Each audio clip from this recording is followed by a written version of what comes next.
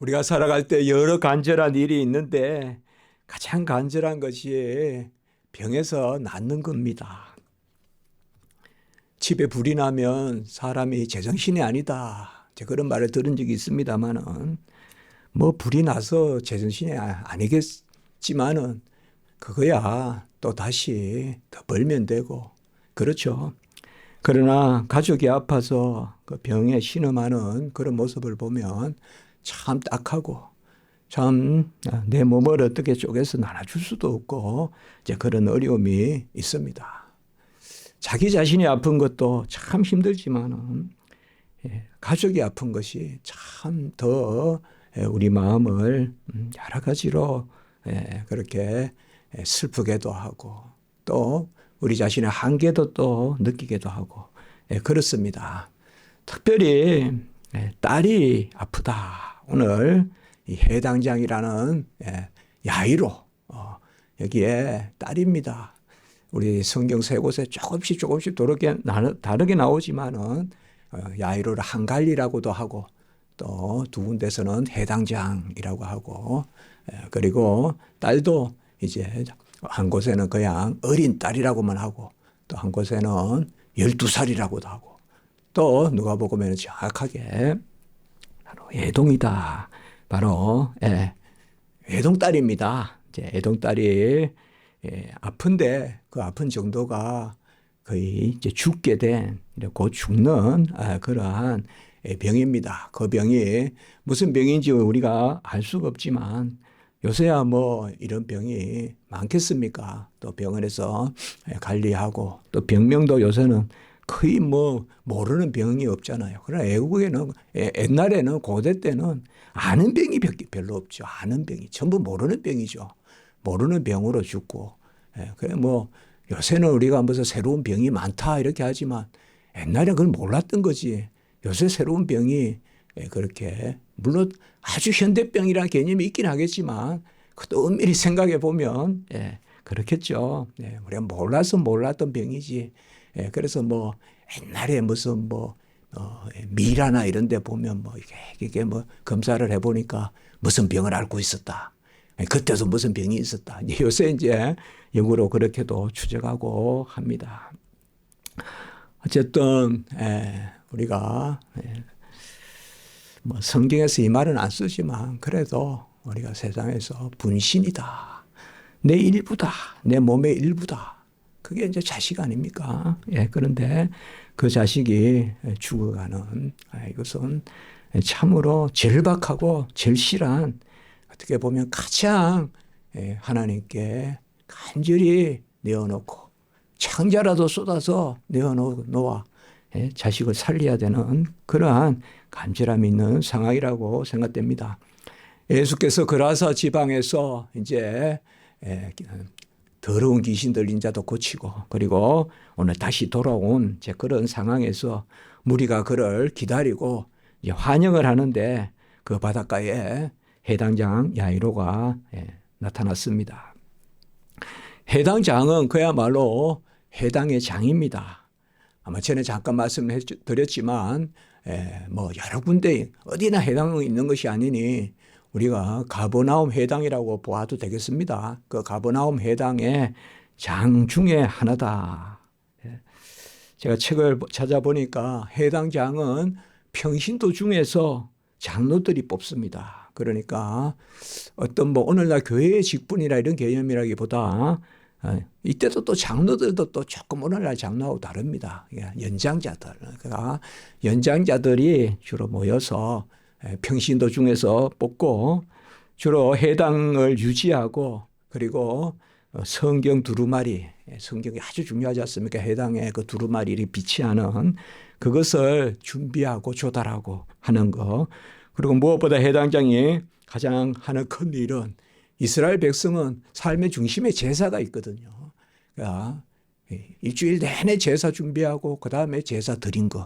그러니까 제사 드리는 날 기다리고 제사 드렸다. 제사 드려야 한다. 제사 드렸다. 이게 이스라엘 백성의 라이프 사이클입니다. 우리도 뭐 이 시대에 또 신약 시대 때도 예배 준비하고 우리 목사님들 전화 오면 아이고 내일 이제 설교 준비하셨습니까? 이렇게 하고 월요일 되면 아이고 설교 주일 예배 잘 드렸습니까? 어쨌든 주일에 어떤 그런 이렇게 중심으로 사는데 그 제사에 대한 책임을 지는 것이 이게 해당장이라고 볼 수 있습니다. 여러 준비들을 합니다. 성읍에 7명의 지도자가 대체로 있다고 합니다. 그중에 한 사람이 해당장입니다. 상당히 높은 거죠. 그러니까 어떤 유대인들의 이 종교적 건세도 가지고 있을 뿐만 아니라 예배를 준비하고 하니까 물론 우리가 그런 그 율법의 제사장 그런 직분은 아닙니다. 분명히. 그렇지만은 상당히 그런 해당에서 하나님께 제사 드리는 일, 기도 드리는 일 이런 것을 전반적으로 관리하는 그런 의미도 있고요. 종교적 의미도 있고 또 정치적 의미도 있습니다. 성읍의 7 지도자 중에 하나고 3명의 관리 중에 3명이 실제적으로 실무를 감당하는데 그 중에 하나가 바로 해당장입니다. 그러니까 상당히 높은 지위에 있는 사람입니다. 이 해당장 야이로라는 사람이 예수께 와서 우리가 이제 세 곳에 보면 또 조금씩 표현이 다른데요. 마태복음에는 절했다 이렇게 나오고 마가복음과 누가복음에는 예수의 발 아래 엎드려라고 이렇게 나옵니다. 우리가 이제 조금 길고 주일날 좀 어떨 때는 이렇게 본문이 길지만 그래도 함께 이렇게 읽어보는 유익이 있습니다. 그래서 절하고 예수의 발 아래 엎드렸다. 일단 절한다는 것은 사실상 이스라엘 백성에게 절한다는 개념은 왕에게, 제사장에게, 아니면 선지자에게 그런데 왕, 제사장, 선지자가 뭡니까? 바로 하나님의 건설을 부여받은 자거든요. 이스라엘 백성에게 왕은 바로 하나님의 대리인이거든요. 그러니까 무릎을 꿇는다든지 절한다든지 하는 개념은 사실상 이것은 해당장쯤 되는 사람이 절한다는 것은 아마 로마 황제가 나타났다 그래요. 그때 절한다는 거 물론 뭐 예는 갖추지만 그것하고 여기 절한다는 건 좀 다를 겁니다. 그러니까 사실상 해당장 야이로가 예수님이 이 땅에 오셔서 지금 행하시는 일들 각각의 병을 낫게 하고 복음을 전하고 한마디로 난리가 난 거 아닙니까? 벌써 이 말씀이 있을 때쯤은 벌써 산상복음도 전했고 그런 가운데 분명히 이 해당장 야이로도 예수님에 대한 말씀을 들었을 것입니다. 그래서 예수님 앞에 절하고 그 발 아래 엎드려서 그러니까 겸비하게 예를 갖추고 또 발 아래 엎드렸다는 말은 간절하게 어떻게 보면 참 이게 뭐 방법도 없고 힘들고 이럴 때 이제 엎드려서 누군가 의지할 때 그때 모든 게 그냥 쏟아부어지잖아요. 확 그냥 내가 그쪽에 쏠리잖아요. 이게 이제 의지하는 거죠. 자, 이렇게 한번 써봤습니다. 우리가 간절함이 겸손을 낳는다. 간절함이 겸손을 낳는다. 우리가 간절함이 있으면 겸손해져요. 간절함이 있으면. 새도 자식을 지킬 때 보면 겸손해져요. 막 날지 않는다고요. 조금 날고 조금 날고. 그렇게 봐서 그런지 몰라도 자연의 새도 보면 알을 낳고 자식을 키울 때는 뭔가 보면 막 평소에는 막 쌩쌩 그냥 막 제뜨기 같이 날아다니다가도 자식을 낳고 알을 낳고 이럴 때는 보면 뭔가 보면 조심하고 그런 게 있어요. 간절함이 겸손함을 낳는데 이 해당장이에요. 그래서 해당장의 신분으로서가 아니라 그 감투를 다 내려놓고 딸의 아버지로서 한 딸의 아버지로서 겸손함과 간절함으로 그렇게 무릎 앞에 꿇어서 주님의 그 앞에 꿇어서 그렇게 절하는 모습을 볼 수가 있습니다. 딸이 죽어가고 있다라고 기록되기도 하고 마태복음 누가복음에는 마가복음 누가복음에는 그렇게 기록되기도 하고 마태복음은 이미 그 딸이 죽었다 이렇게 나옵니다. 사실 마태복음 우리가 장은 길지만요 구체적인 사건의 기록은 자세한 것은 오히려 마가복음 누가복음이 자세합니다. 그리고 누가복음에는 조금 항상 설명이 붙습니다. 설명이 좀 뭔가 이해를 시키려고 하는 그런 모습이 있거든요. 대체로 그렇게 마태, 마가, 누가복음을 생각하시면 됩니다. 마태복음은 비유도 많고 또 여러 사건도 많습니다. 그러나 마가복음, 누가복음에는 어떤 그런 부분에서는 조금 축소되지만 어떤 사건에 대해서는 더 구체적으로 기록하고 있습니다. 구체적으로. 오늘도 그런 거거든요. 그러니까 아마 마태복음에서는 이 딸이 이제 보면 죽어가다가 이제 오늘 말씀에 보면 예수님께서 가시는데 그 집으로 가시는데 죽었다라는 소식을 듣거든요. 이미 죽었다. 그러니까 이제 오시지 않아도 된다. 선생님 더 괴롭히지 마라. 그냥 놔둬라. 안 와도 된다. 이제 그런 거거든요. 그러니까 이것을 마치 또 두 가지 사건을 기록했다. 막 이렇게 또 주석하기도 하는데 그거는 전혀 근거가 없고요. 한 가지 마태복음은 중요한 건 뭡니까? 중요한 것은 지금 딸이 언제 죽었냐가 아니고 어떻게 보면 딸이 죽었는데 살렸다는 거 아닙니까? 그래서 이것은 한 기사임이 한 말씀임이 분명합니다. 마태복음에 보면 내 딸이 방금 죽었사오나 이렇게 이야기하고 있습니다. 내 딸이 방금 죽었다 이렇게 말하고 있거든요. 이 죽었다라는 말이 참 세 단어가 또 조금씩 다릅니다. 원어를 살펴보면 사실 여기 뭐 좀 체념이 들어있어요. 내 딸이 생을 마쳤다. finished 이런 개념으로 쓰여 있어요. 그러니까 죽었다라는 개념이라기보다 여기서는 끝났다. 이제 내 딸이 끝났다. 이게 이제 뭔가 더 체념하는 그런 표현이에요. 그리고 마가복음에는 죽게 되었사오니 이렇게 표현되어 있는데 이것도 끝에 이르렀으니 이렇게 이야기해요. 그러니까 어떤 생명이 없어지는 것이 존재의 멸절같이 지금 이제 그렇게 생각하는 어떤 신앙이 있고 이러면 또 천국의 삶에 그건데 이 해당장 야이로는 단어만 봤을 때는 제가 읽어봤을 때는 그런 느낌은 들지 않아요. 다 끝났다. 다 끝났다. 물론 그렇게 우리도 표현하지만 다만 누가복음에는 그대로 죽어가고 있다. 이것도 죽었다라고 번역해도 됩니다. 사실은. 그런데 뭔가 하면 완전히 죽음이 끝나지는 않았다. 이런 식으로 기록되어 있습니다. 그러니까 우리가 봤을 때 상당히 죽는 병입니다. 죽어요. 그런데 우리가 그게 있잖아요. 그래도 끝이 났을까? 그래도 막 하면서 이게 지푸라기로 붙드는 그런 심정이 느껴져요. 그런 심정이. 그래서 우리가 물속에 빠져간다 찬송도 있잖아요. 생명줄 던져 물속에 빠져간다. 그런 어떤 절박함 이제 그게 있습니다. 그 절박함이 사실상 길 가는 사람이 물속에 빠지는 물속에 빠진 어떤 사람도 뭐 우리라도 풍덩 들어가서 건지고 줄이라도 던지겠지만 지금 딸이란 말이요, 딸. 하나 있는 생명 붙이 딸이란 말이에요. 지금 애동딸인데 거기에 지금 그런 절박함이 죽어가고 있는 절박함이. 그래서 간곡히 구하고 마가복음 5장 23절에 보면 간곡히 구했다라고 이렇게 이야기하고 있습니다. 여기 성경 한 단어가 빠져 있어요. 사실 번역에. 많이 구했다는 단어도 들어 있습니다. 많이 구했다. 그러니까 간곡히 많이 구했다. 요거는 이제 뭐 간곡히 안에 들어갈 수 있겠지만 그대로 우리가 보면 간곡히 구하고 그러니까 간청하고 그리고 많이 구했다 이 말이에요. 살려주십시오 이제 했다는 겁니다. 무릎을 꿇고 그렇게 볼 수가 있어요. 그 유일한 혈육이 딸이 죽어가고 사실상 죽고 있습니다. 물론 다른 방법을 다 안 해봤겠습니까? 그런데 방법이 없다라고 볼 수도 있고 아니면 도무지 이해할 수 없는 급성의 병일 수도 있고 우리가 그 병이 구체적으로 무슨 병인지는 알 수가 없습니다. 그러나 당장 무슨 교통사고가 났다든지 그건 아닙니다.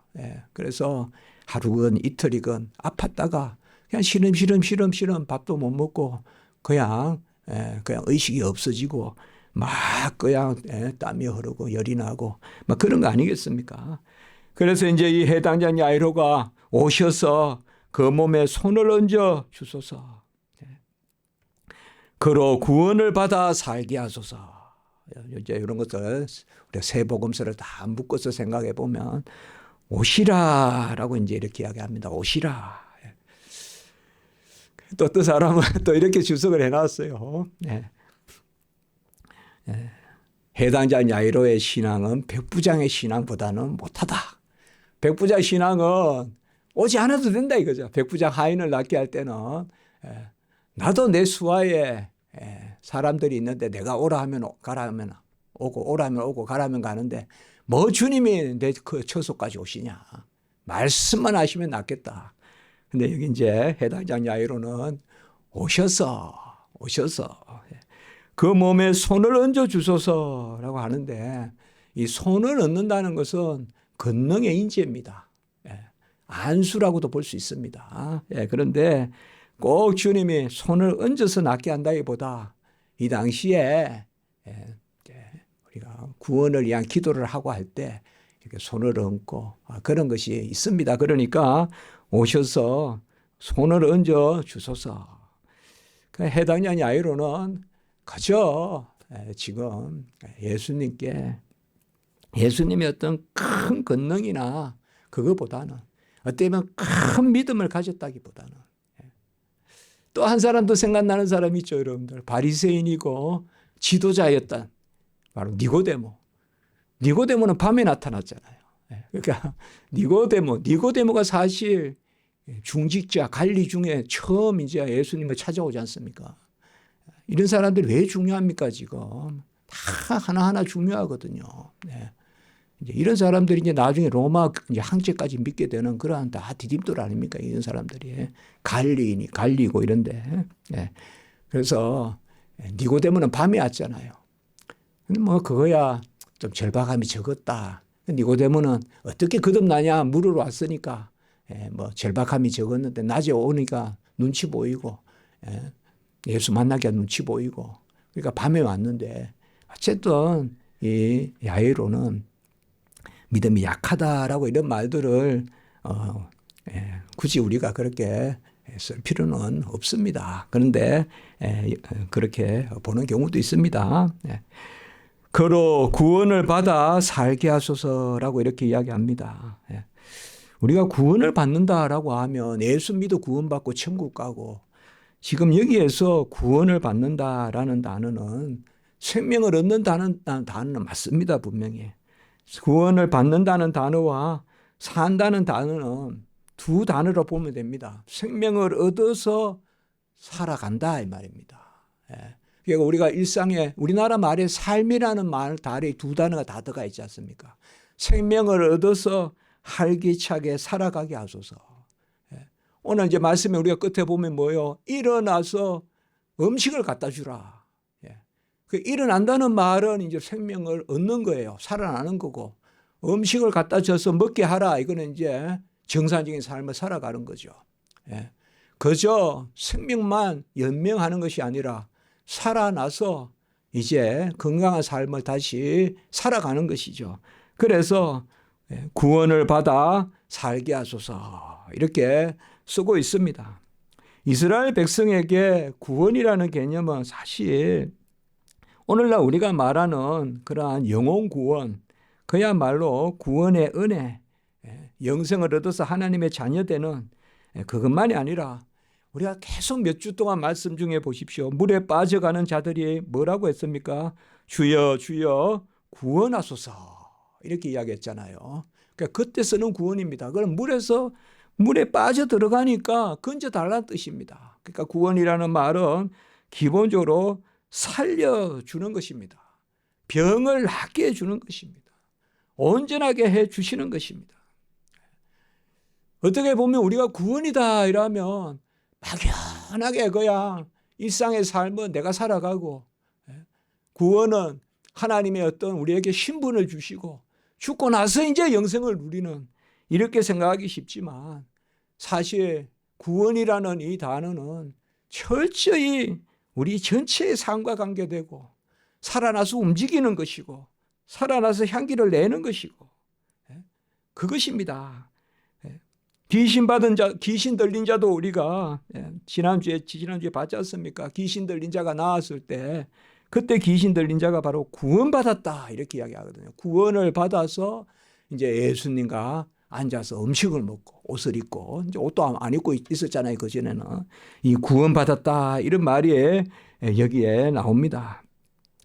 중풍병자가 치유받았을 때도 우리가 보았듯이 제사함을 얻었다라고 선포하시고 그 중풍병을 낫게 하시고, 그리고 오늘 말씀에 이제 우리가 이렇게 중간에 떼어서 읽은 것이 예수님이 해당자 야이로의 딸을 고치러 가는데 막 무리가 몰아치거든요. 그 무리들의 대표적인 뭐 연약한 사람들이겠죠.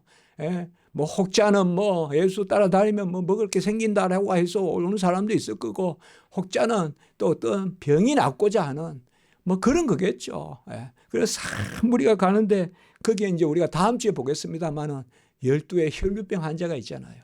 그 12의 혈류병 환자도 낫게 하고는 뭐라고 했는가? 예수님께서 내 믿음이 너를 구원하였도다 이렇게 쓰거든요. 구원하였도다. 그러니까 이스라엘 백성에게 구원이라는 개념은 사실상 올바른 개념이에요. 삶이에요. 지금 우리가 살아가는 전체적인 살아남이에요.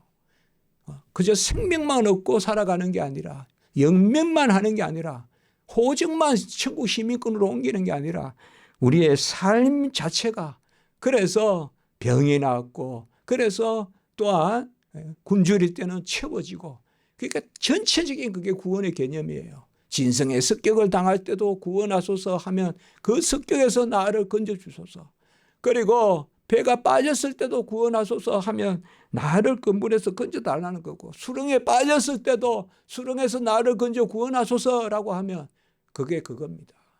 그러니까 제가 오늘 이 말씀이 뭐냐 하면, 우리가 하나님 앞에 구원받았다고 할 때 그저 생명만 얻고 신분만 얻은 것이 아니라 우리가 매사 매시에 매양 매일 생길 때마다 우리가 주여 구원하소서, 같이 합시다. 주여 구원하소서. 우리 그 개념을 좀 가져보자 이 말입니다. 주여 구원하소서.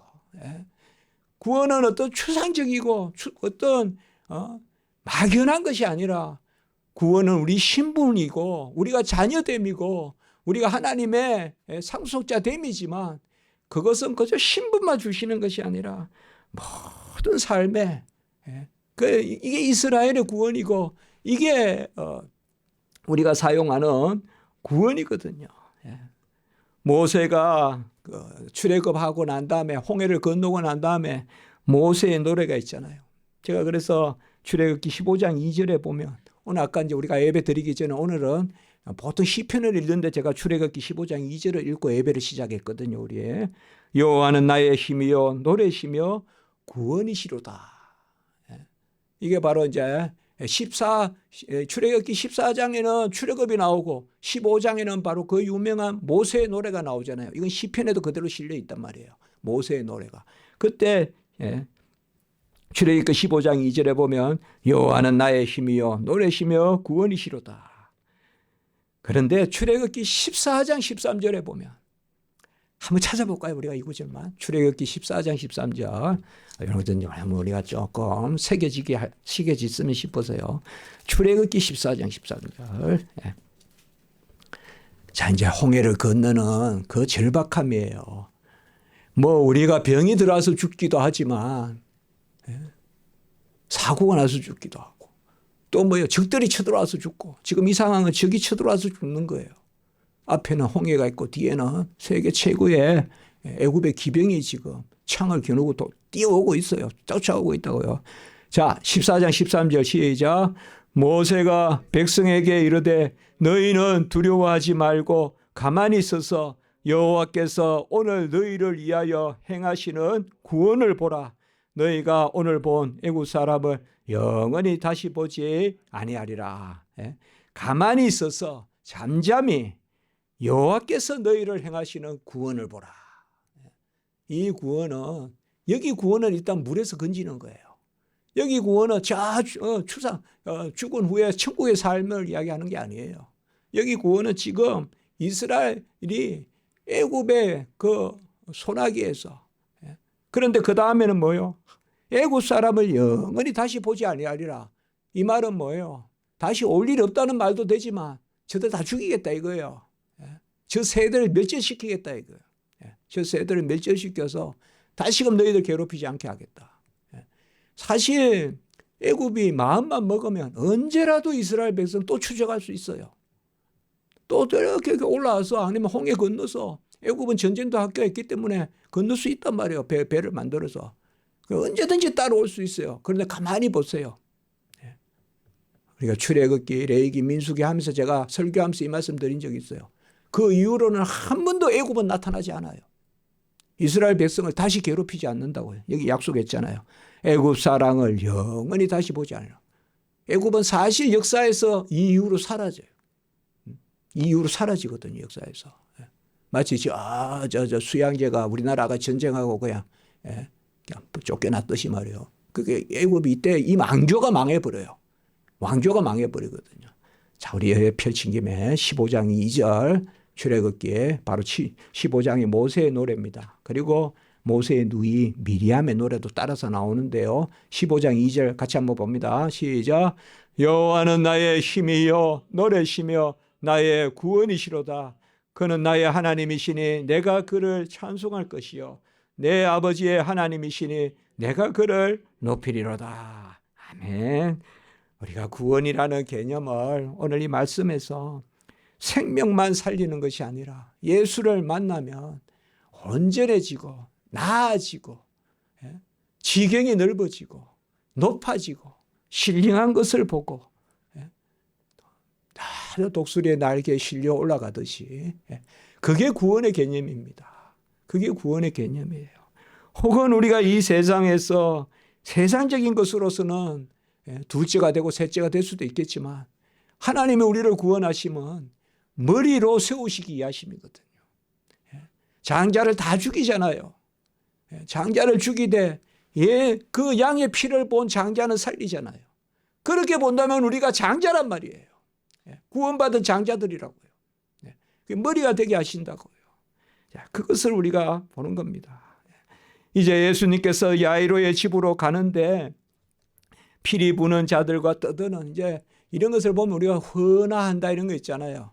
우리나라도 보면 옛날에 그냥 괜히 그 보면 소리 내고 그냥 고가잖아요. 고가예요. 그거는 그냥 고기에 그야말로 소리 내는 거예요. 소리 내는 건데 슬픔도 있겠지만 이스라엘이 그렇습니다.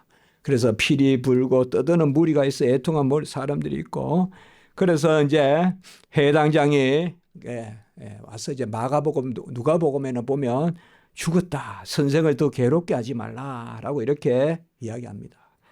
여기 선생이라는 단어 이게 랍비라고도 할 수 있는데 여기는 랍비는 아니고요. 두 단어가 있어요. 랍비라는 단어는 그야말로 율법을 가르치는 사람이고 여기 선생은 그야말로 우리나라로 티처. 우리가 헬로디다스칼로스라고 하는데 가르치는 사람이에요. 그러니까 여기 이 사람들이 인식은 지금 이런 면에서 믿음이 약하다는 거야. 예수님을 선생으로 생각하는 거야 아직까지. 하나님의 아들이시여 나사렛 예수시여 이 땅에 오신 메시아시여 그리스도시여 사마리아 여인과 같이 내가 메시아를 만났다라는 인식이 없어요. 이 사람들은. 무리들은 막 따라다니고 찾아오고 하지만 아직까지 그 신앙에 가지 않았어요. 선생이요. 그러니까 우리 주님께서 두려워하지 말고 믿기만 하라. 그리하면 딸이 구원을 얻으리라 라고 이렇게 말씀하십니다. 아마 좀 두려워했겠죠. 누가 두려워하지 않겠습니까 사실. 그러나 두려워하지 말고 믿기만 하라. 성경에서 두려워하지 말라는 말은 아무데나 쓰는 것이 아닙니다.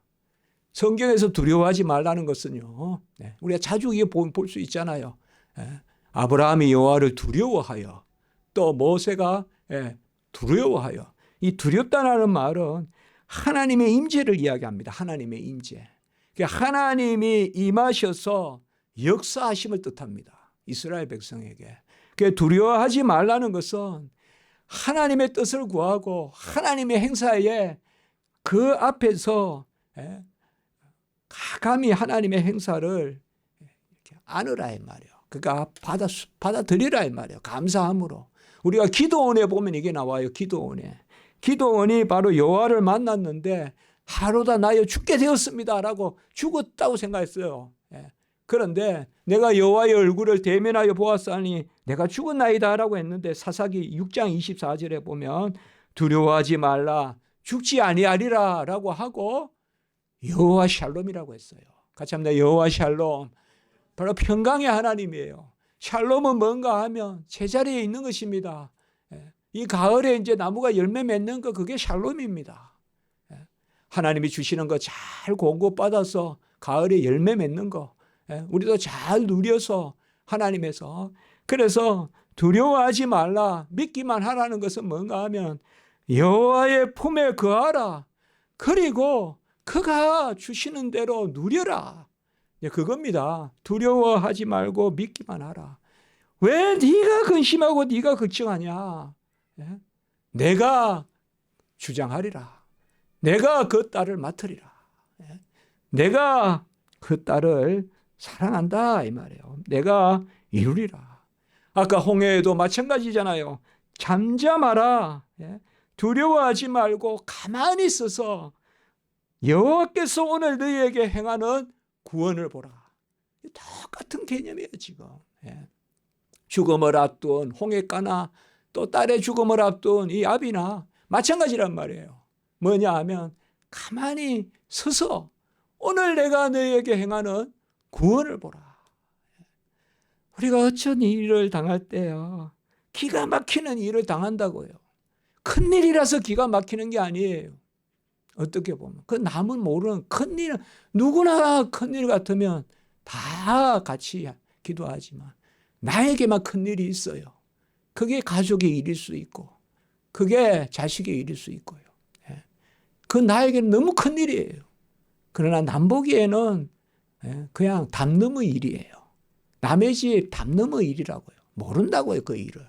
그냥 매일 담장 보듯이 지나가지. 그런데 너무나 큰일이 있거든요. 그때 뭐예요? 두려워하지 말라. 여호와께서 친히 행하신다. 우리가 맡기면 좋겠어요. 부모를 맡기십시오. 자식들은. 또 부모는 자식들을 맡기십시오.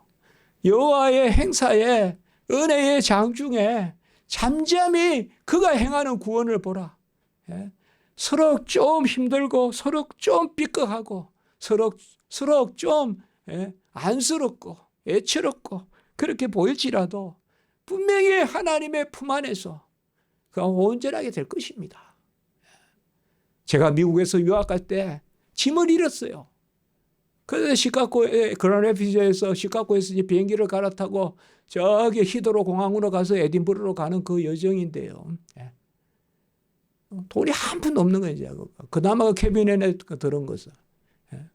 그래가지고 막 뛰어다니고 그냥 그라네피즈 그 공항에서 그래서 시카고에 내리자마자 막 폴리스 이야기해가지고 가방 좀 물어보고 막 그 시카고 공항에서 막 그랬거든요.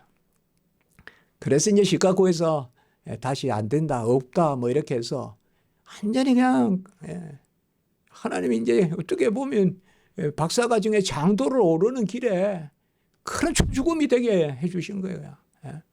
막 낯선 상황이잖아요. 막 그냥 공항에 들어가니까 막 저지하고 빨리 막 한번 들어가 보려고 가방이 있는가. 그런데 그 다음에 저에게 평화가 밀려왔어요. 평화가 밀려왔어요. 시카고에서 히드로로 런던으로 가는 그 길에 가방은 없지만 자식이 있잖아요.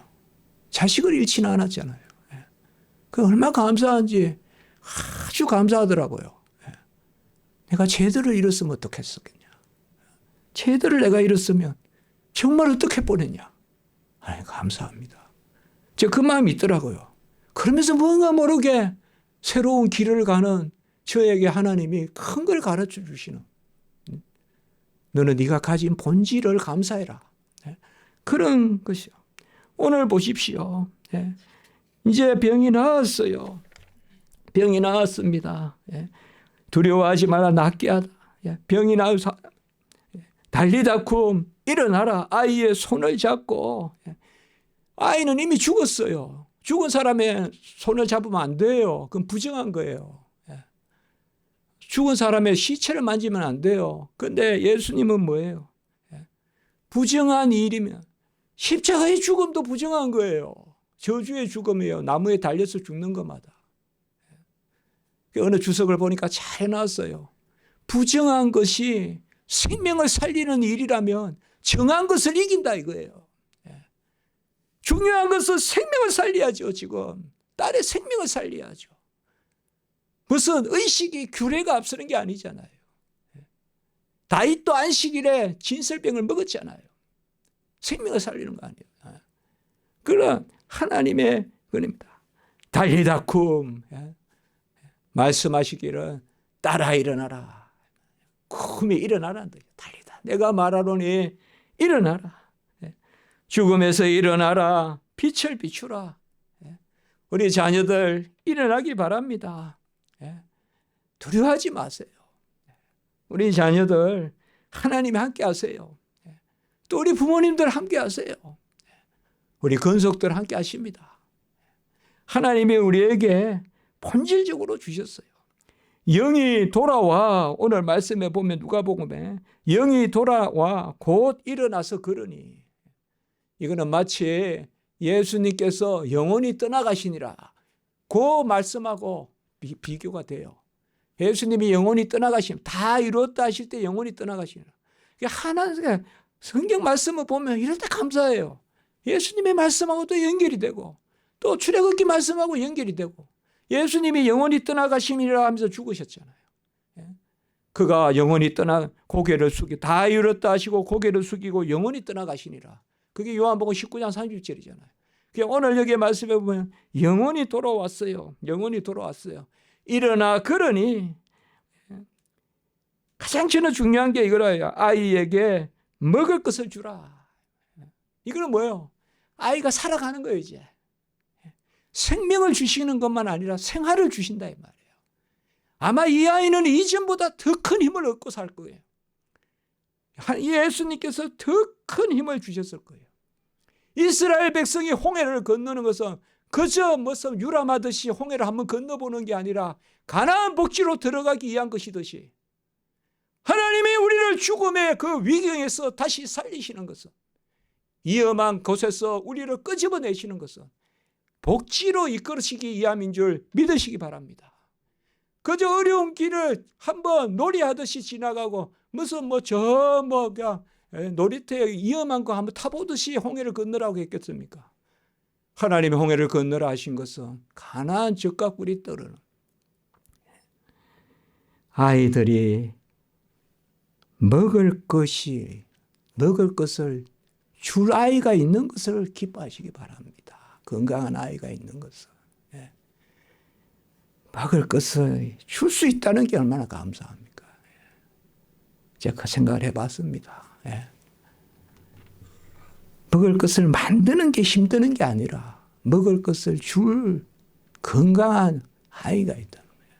몇 끼 만드는 거가 힘들지만 몇 끼 입을 벌리고 있는 새같이 어린 새같이 입을 벌리고 있는 건강한 자식들이 있다는 것이 감사하지 않겠습니까? 본질을 보자. 먹여라. 이 먹이는 게 얼마나 기쁘겠어요. 얼마나 기쁘겠어요. 제가 고등학교 때 유학 갔을 때 대구에서 공부하다가 시골에 한번 가면 그렇게 어머니가 이렇게 뭘 만들어 주시는데 그때 제 존재감이 가장 잘 느껴져요. 우리 어머니가 음식을 저에게 만들어 주시는 대구에서 유학생활하고 자취생활하고 고생하다가 시골에 가면 우리 모두 오늘 말씀을 기억하면서 예수 그리스도께서 구원을 해주시고 이제 우리가 살아가면서요 구원하소서란 말을 좀 많이 쓰면 좋겠고 구원하소서란 말을 쓰는 동시에 이미 구원받았다는 우린 고백신앙이니까 거룩하게 하소서라고 하는데 거룩한 백성이고 그렇지 않습니까? 고백신앙이잖아요. 그러니까 구원받은 백성으로서 매사만사 구원하시옵소서. 우리 공부하는 학생들은 구원하는 은혜로 공부하게 하시옵소서. 두려워하지 말고 여호와께서 함께 하시니까 담담한 마음으로 그렇게 하시면 됩니다. 큰 역사가 있을 것입니다. 기도하겠습니다. 거룩하고 자비로우신 하나님 아버지, 달리다쿰 일어나라 소녀야, 내가 말하노니. 아버지, 오늘 이 말씀이 우리의 심령에 울리게 하심을 감사합니다. 다시금 일어나게 하시옵소서. 다시금 빛을 비추게 하시옵소서. 조금 아버지여 죽어가는 잎사귀도 아버지여 빛이 다시 비치면 살아나서 끝내 가을에 열매도 맺듯이 우리가 간혹 어려운 일이 있더라도 다시 일어나 비추는 은혜의 역사가 있게 해 주시옵소서. 우리 가족을 다 사랑하시고 서로 우리가 또 남편으로 아내로 마주보고 또 부모님 또 아버지의 위로 또 바라보고 또 자식들 또 아버지여 바라보고 이렇게 사는 모든 것이 그 자체가 감사한 것임을 다시 한번 새기게 해 주시옵소서. 주 예수 그리스도의 이름으로 기도드리옵나이다. 아멘.